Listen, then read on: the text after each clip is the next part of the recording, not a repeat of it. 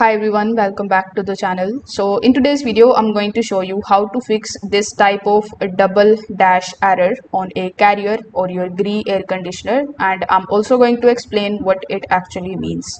So first of all, before hopping on to the solutions, we need to understand what this error actually means. So if your indoor unit is showing you this type of double dash instead of the temperature, it simply means that the carrier and the Gree split air conditioners, this particular thing is not a fault. It simply means that the indoor unit is in standby or fan only mode, or it is waiting for the compressor to start after a protection delay. Now using the remote, what you need to do is you just have to simply press this type of mode button until the display shows you the cool or the heat options. So if the unit is set to the fan, auto or the dry mode, the temperature may not be displayed on some of the models.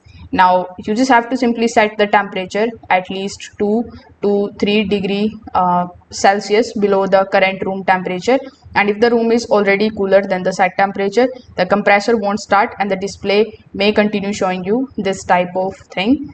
Now after changing the settings, you just have to simply wait for at least 3 to 5 minutes as well. Like carrier or the Gree air conditioners have a built-in compressor protection delay that prevents the compressor from restarting immediately after power is restored and modes are changed.